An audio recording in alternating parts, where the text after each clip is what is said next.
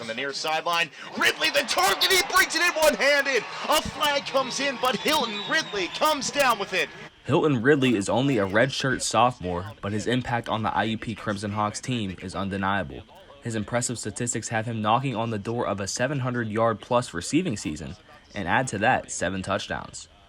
It's a different story from last season, where Ridley had just 7 receptions for a total of 81 yards and 2 touchdowns. For Ridley, the difference has been getting opportunities to be on the field. His skill is there. Just being able to have more time out there, like get more playing time, be able to play more snaps.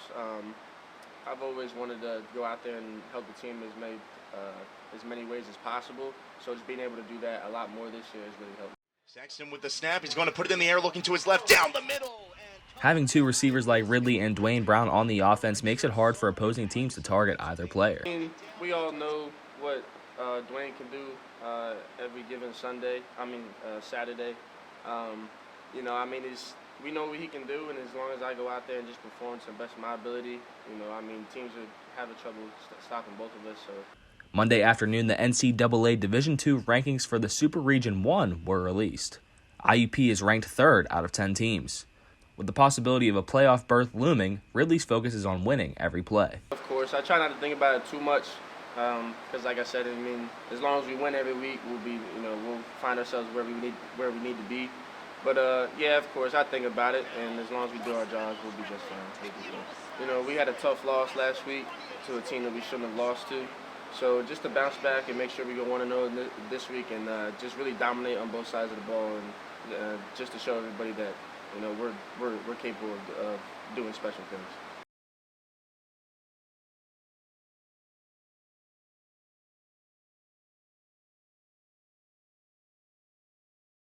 Some are fine with the idea of having cards to get into your dorm rooms, but in this story I have also learned that others are becoming skeptical regarding the changes to the locks of residents living on IUP campus.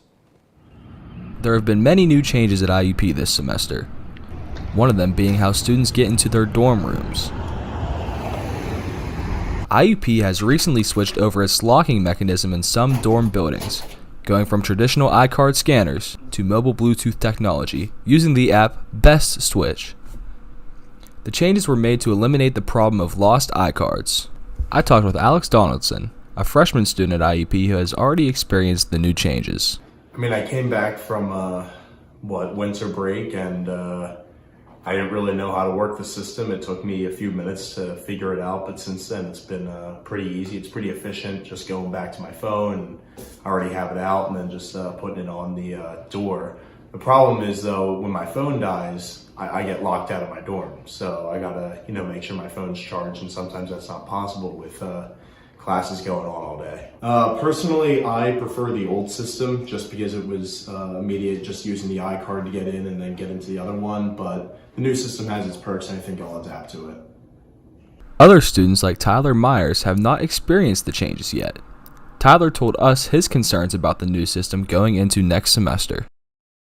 Yeah, so I still have the old system, which is just the iCard swipe, and some concerns I have is like my phone dying from going to classes all day and stuff, and like being on it, and like not being able to get into my dorm because my phone's dead. I think I'll be able to adapt to the new system when it comes out.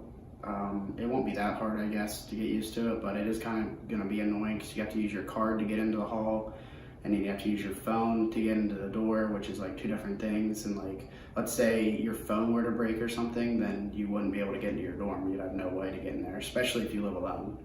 IUP has found ways to alleviate these concerns by placing charging stations in the dorm buildings just in case students' phones run out of power. I was able to have students give us a tutorial on how the new locks work. So you just gotta activate it on your phone, do it over there, let that go green, you open it up, and then you get in your dorm. The new changes are only in Suites on Pratt, Ruddock Hall, Maple East, Northern Suites, and Walwork Hall.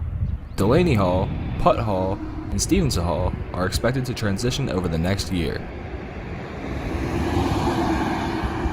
This has been James Gettys, reporting for IUP TV News.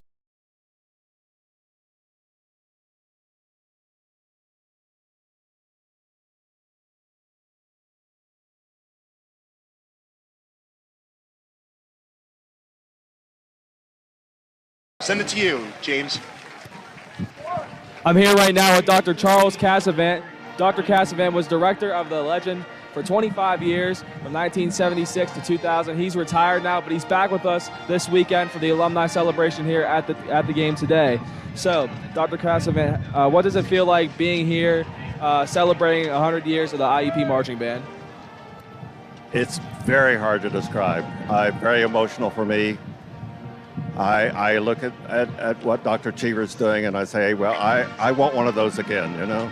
But the alums are great. It's just incredible. It's a great weekend. IUP's winning today. Weather's awesome in November. So honestly, there's so much good stuff going on this weekend. What has been the highlight, though, for your weekend? That's really hard to say, except it's kind of obvious. Whenever you hear 500 people play Amazing Grace, you can't beat that. Thank you so much for joining us, Dr. Cassavant. We're happy to have you back here in Indiana. Back to you guys in the booth.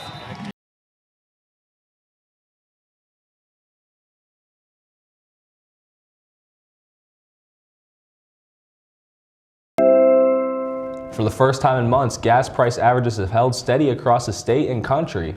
According to Gas Buddy, Pennsylvania's average is currently sitting at about $3.92, which is a 7-cent drop in the past week and a 39-cent drop since last month.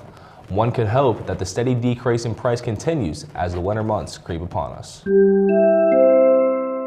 It is now more than 21 years since our nation endured one of the most significant acts of terrorism ever. Among the 3,000 innocent people who lost their lives that day, 3 of them were IUP alumni and members of the IUP family. They were remembered in a speech by IUP President Michael Driscoll. We lost 3 of our own, alumni, members of the IUP family, Donald Jones, William Moskal, and William Sugra. But it goes beyond those 9,000 people, the dead and the wounded. There are thousands upon thousands of friends and family members who were left to deal with the sorrow. 20 years may have helped heal their wounds, but they have the scars. Law enforcement and other service people were honored today following the speeches from alumni and company. Over 400 of them in total were lost in the attacks. Russia has spent over $300 million on influencing foreign elections since 2014, U.S. officials say. The funds have affected elections in over 24 countries, including the U.S., with the likelihood of other undetected interferences. The sharing of this data is being done to spread awareness across the world about Russia's tactics, as well as to put Russia on notice. In other Russian news, dozens of Russian municipalities have signed petitions for Vladimir Putin to resign. The petition made claims of vote rigging in Russia's local elections. Dr. Mehmet Oz released a statement on Wednesday stating that he called John Fetterman to concede the U.S. Senate race in Pennsylvania. Dr. Oz mentioned in his statement that, quote, "We are facing big problems as a country and we need everyone to put down their partisan swords and focus on getting the job done." He's also mentioned that he hopes our nation can begin healing soon. On WIUP-FM News yesterday, we mentioned how ballot measures were a huge part of voting in many states. In Kentucky, one ballot measure was to add to the state's constitution that there was no right to abortion.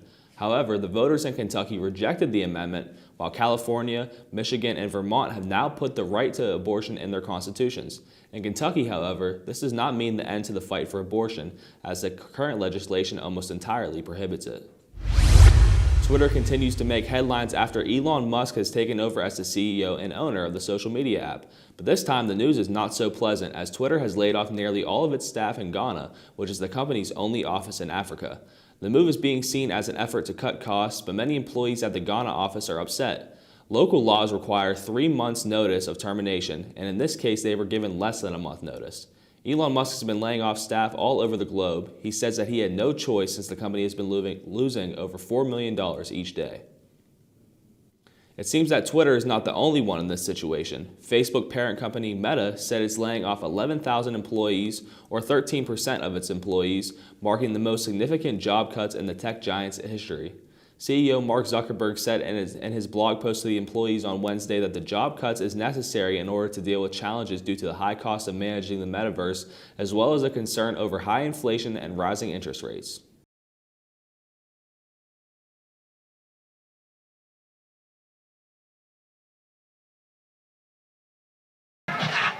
Just a short 90-minute drive up Route 422 sits Slippery Rock University. Their football program is ranked 8th in Division II as they get set to do battle with the IUP Crimson Hawks. Good afternoon and welcome to Homecoming at George P. Miller Stadium. I'm Alex Donaldson. And I'm James Gettys. We are coming to you live from the control center here at George P. Miller Stadium due to the inclement weather today. But today is homecoming in Indiana, and everybody is getting into the festivities. It's a great turnout for today's game as the Crimson Hawks will take the field fighting to maintain their undefeated record. And that win there, but so will Slippery Rock University as they are yet to lose thus far this season.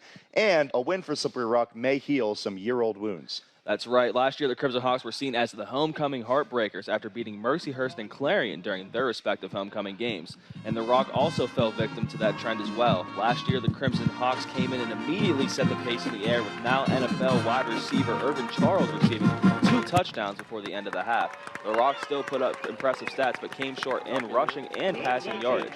They also gave up 4 turnovers that sealed their loss as they lost 48-21 in their homecoming game. However, this year, Slippery Rock has made a QB change, and it's working in their advantage so far. Noah Grover took the starting role in the last month of the 2021 season and has continued that momentum this year as well. The senior has led his team on a 4-0 start and has consistently thrown for over 250 yards in each of his 4 games thus far, with only 2 picks. He's completed 76 for 121 passing attempts, and that makes him second in passing efficiency in the PSAC West. With receivers Kyle Sheets and Jacob Odom on their roster, each on the doorstep of 300 receiving yards, it's no wonder that they are the 3rd best offense in the division at this point. 3rd best is definitely nothing to scoff at. However, IUP comes in just ahead of them with the 2nd best offense in the division. While the Crimson Hawks have only played 3 games so far, IUP is averaging an impressive 38.3 points per game, only behind Shepherd University in that category. And while IUP's early success this season came from the passing game, last week we saw the emergence of a formidable ground attack. Yeah, DeJair Stewart racked up 256 yards on 36 rushing attempts. He may have only found the end zone once, but the 3rd downs he converted were key in setting up the 3 touchdowns caught by Dwayne Brown. If he can continue to run it up on Slippery Rock today, pun absolutely intended, we're looking at him staying #1 as the best running back in the division so far. The running game will definitely be important for IUP this week. One thing that to note is that Slippery Rock put on an amazing defensive effort last week, holding Seton Hill to just 106 total offensive yards. Will the high-powered Crimson Hawk offense be able to overcome the 4th best defense in all of Division II? These are questions that we hope to answer by the end of today's game. And we might have that answer sooner than later. Last week, IUP starting quarterback Max Sexton threw 2 interceptions in the first quarter of play. Got off to a really rocky start in the air, and that's when they started with the ground attack. So the pressure is certainly on. And that doesn't even take into account the homecoming crowd gathering in the stadium. Absolutely. Plus, when you take into account the wet and cold conditions on the field, it might be even harder for either quarterback to find their intended target for today. We might see both of these teams rely more on the run game for that reason. And while Slippery Rock is the favorite going into this game, IUP may be able to come out with a run attack that Slippery Rock just isn't prepared for. It's going to be an exciting toss-up in store today, for sure. And on that note, we'll send it over to the opening coin toss, the kickoff, and the start of this rivalry homecoming game. It's IUP versus Slippery Rock coming up shortly on IUP TV Sports. Stay with us.